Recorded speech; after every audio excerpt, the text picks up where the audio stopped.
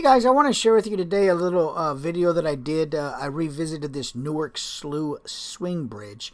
And I'm not a historian or a bridge specialist, but I just wanted to share with you something that I found really cool. I love old trains and bridges and trestles and stuff like that. And there's so many of these types of things littered all across, America that, just have really cool history to them. And this is one of those really cool pieces of history. This bridge is the Newark Slough Swing Bridge, and it was built in 1908. And according to different things that I had read, during the 30-year period that it was functioning, it only opened 6 times. And in one 16-year period, I guess it never opened at all. So it's kind of funny. But anyway, if you think your job is boring, just imagine the guy that lived in the top of the house and had to open the bridge for a living. Anyway, but some other cool little facts about this bridge. I mean, it's 15 foot above sea level. The total length of this bridge is 417 feet. It's a single track railway. And, it sits out here in Newark. And to get to it, you've got to go down about a mile of train track to walk to it, and a mile back. But it's really cool. And if you're willing to go out there and see it, it's sitting out there. I actually rode an inflatable boat across that slough at high tide so that I could get on the bridge. And for my Patreon members, I've got some really cool pictures of that are posted in my Patreon account. So consider becoming a patron so you can see that type of stuff. But anyway, look at this tank of a bridge, man. I tried to find out what type of people built the bridge, back in 1908. I'm not sure the, ethnicity of the people, but whoever they were, man, they put in some work. This bridge is all steel, and, somebody and lots of somebody's touched every piece of this bridge, bolts and nuts and gears, and just, a lot of engineering and manual labor went into this, Even though there's just a little bit of water right there, I can't imagine how they had to create something like this to pour the concrete and whatnot. But take a look here as my drone sort of gives you a view of the base of the bridge and the ring of gears around that concrete platform there. You can see some gears. There's a driveline of gears right there, and what I'm going to do is I'm going to kind of go up with my drone and show you this whole drive line, this vertical piece that attaches at the bottom by those caster wheels and then just goes all the way up to the top of this, I guess you would call it the, bridge operators' quarters. And there was a gas-powered engine in there that, with that thin drive line, that gas-powered engine, it turned the entire bridge. I'm not sure what kind of engine it was. It'd be kind of neat to know. I got inside that house up there, and there wasn't any engine in there anymore. It was just bird poop and dust. But, that one thin drive line was able to transfer power and turn that whole bridge. I'm going to kind of zoom in on this picture here and show you those 2 gears right there made the magic happen. It transferred power from the engine straight down that drive line, and it turned this whole bridge. How incredible is that? I mean, it doesn't even look like it's that strong, but I guess they made metal back in the day really good. I'm not an engineer, but let's pan back down with the drone and show you that whole drive line one more time. I mean, that's really incredible. That whole bridge, 417 feet of steel, and that drive line turned it. Look down here at this ring of gears. Those wheels there, those caster wheels, those are inside the ring, and they just spin on the inside of the concrete. They're not powered by anything. The actual gear there transfers, and there's wheels over to the left and right that drive line actually sent the power to. I couldn't get a drone in there to show you, but that's how that worked. Those caster wheels just turn inside the ring there on the concrete, and I know that because, like I say, I rode a boat over there and examined it all. But let's scroll through here and look at some of these old rusty metal bolts. And I don't know, I want to zoom in here and take a look and see. I don't remember if there were rivets or if they were all bolts, but there's an awful lot of them, and people put those in. And like I say, this bridge was built in 1908, and right now it's 2020. Oh my God, that's over 100 years ago, man. That's crazy. But anyway, let's pan around and take a look, and you can see in the bottom corner there of the lower part of the bridge, those little pads. Those are what actually rest on some other metal pads that I will show you later.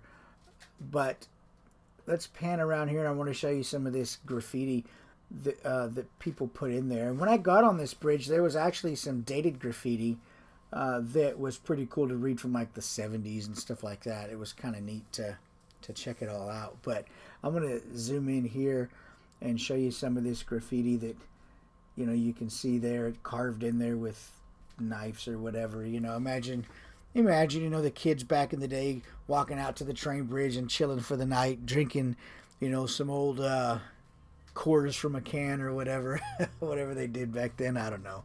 But look at all this. This is really incredible. And just something about bridges, moving bridges bridges that move with trains.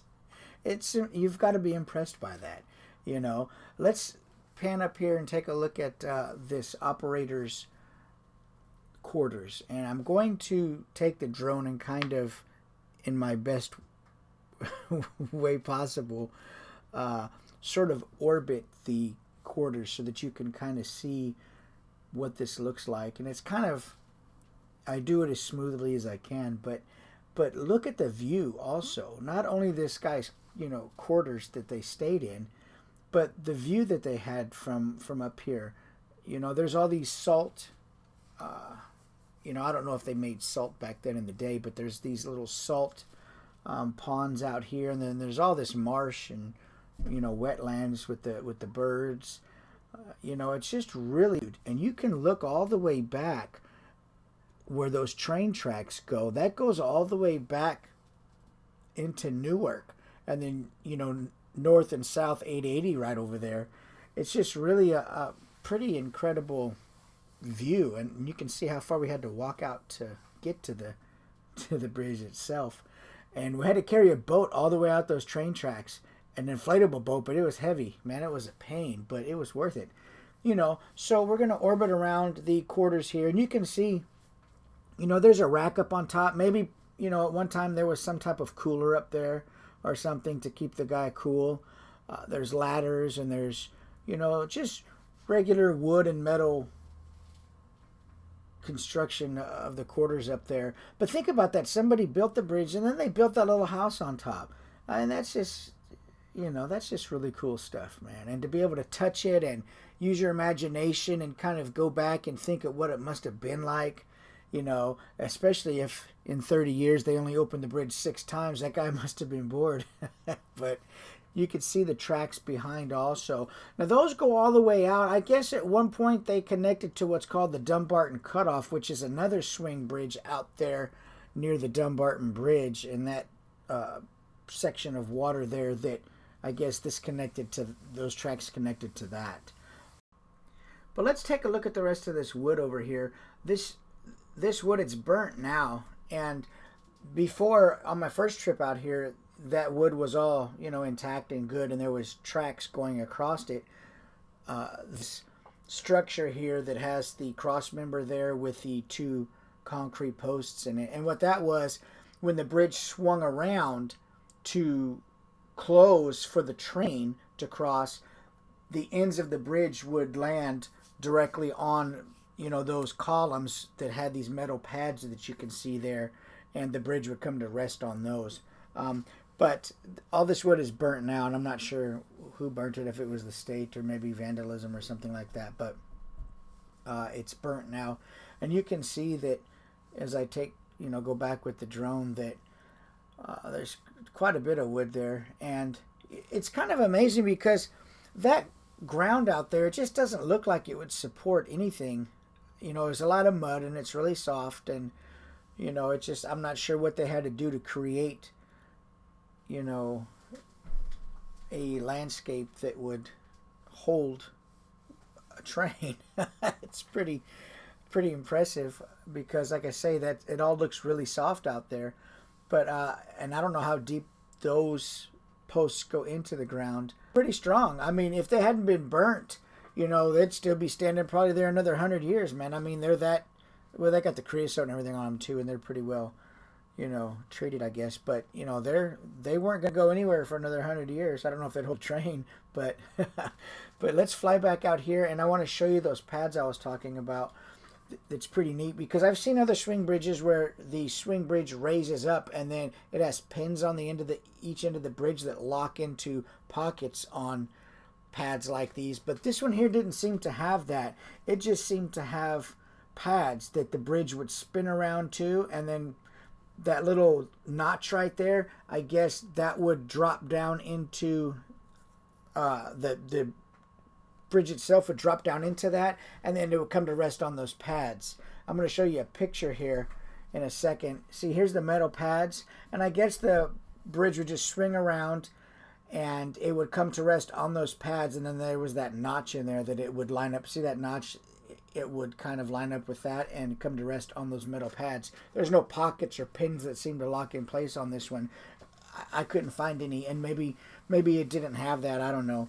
Maybe it wasn't necessary, but at any rate, you know, it's just a cool bit of history for you guys to be able to see, and it's something I can revisit with some new technology and, you know, be able to share my experience and a little piece of history, you know, that's out here that you can walk out if you're willing to walk out the train tracks and go see it. It's there for you to go see. You know, it's a cool way to spend a couple hours and check out some cool history. I mean, this is 112 years old, this bridge, and it's just really, I think you'd be impressed if you went out there and saw it. But, you know, these metal pads, if you look on that structure there, you'll see this old 108-year-old metal. Look, I'm going to zoom in here, and you can see all this old metal and bolts, and I guess that burnt wood is from whenever those supporting pilings caught fire, and that was just been in the last few years because they weren't that way, like I said, when I first visited this. But at any rate, you know, like I said, it's a 112-year-old piece of history, and it's sitting out here in Newark. And this is the back side of the bridge here, and I'm gonna fly backwards and kind of up and show you the view all the way back east to where the city is. You know, I mean, look at this. You really get a good sense of just how out there it is. And you know, it's really an incredible view. Look at that little slough right there, those waterways that full of birds and, you know, waterfowl and different types of birds that live in the grass there. And that's off to the right. That's a bunch of salt. I guess they evaporate water and collect the salt or something. I'm not sure what that is, but it's just a really cool area. And here's another view coming back in from the opposite side that you just saw, coming back in from the east, flying back west. You know, look at it going back the opposite direction. How cool that is.